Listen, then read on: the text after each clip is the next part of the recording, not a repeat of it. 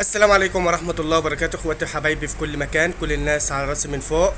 الف شكر للناس اللي بتتابعنا على يوميات في مزرعتك او ارانب الاسلامية على اليوتيوب على دماغي من فوق. الف شكر للناس اللي بتعمل لنا لايكات على دماغي من فوق يا جماعة، والف شكر للناس اللي بتستفيد مننا على قد ما بتقدر، على قد ما بنقدر يا جماعة، اللي احنا بنعمل لكم فيديوهات وفي اسئلة كتير وحاجات كتير اللي الناس طلباها. وفي نسبة ناس بتقول لك مشروع الأرنب مشروع فاشل.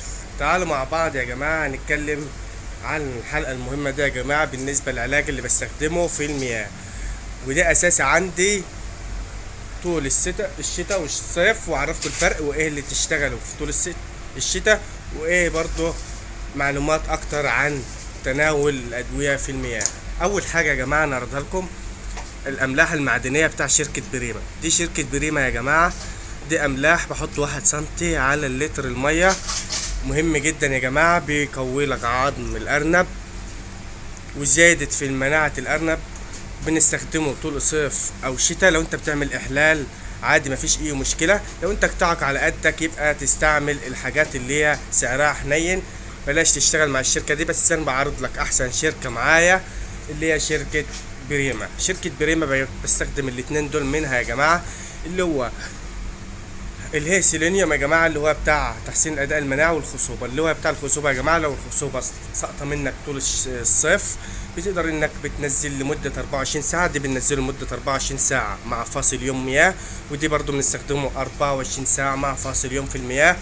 دول اساسيات بتاعه الصيف يا جماعه.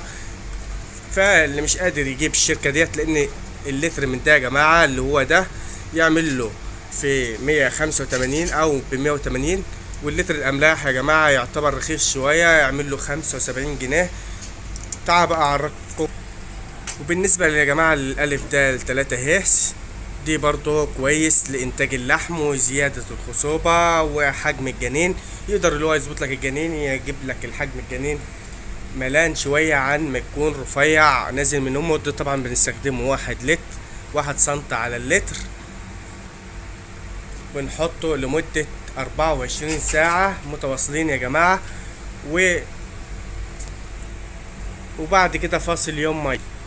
ودي طبعا مضاد سموم يا جماعة، 1 سنت على اللتر. مضاد سموم دي مهم.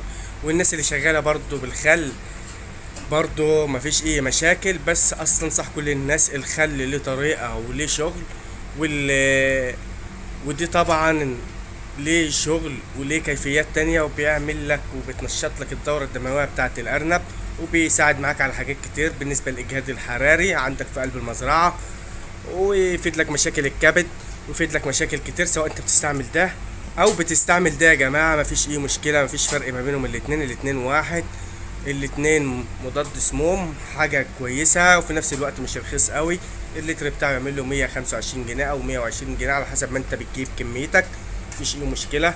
بالنسبة لو انا في مكان حر ومش عايز يجيلي احتباس حراري، وعايز المية بتاعتهم برضو تبقى مية كويسة برضو، وتحس اللي هي ساقعة شوية، بنقدم فيتامين جيم اللي هو الاحتباس الحراري اللي هو 20% يا جماعة. دي شكله وبيبقى عبارة عن بودرة بتستخدمه لو انت شغال املاح، بتنزله مع الاملاح عادي، لان دي بيبقى لوحده ودي لوحده.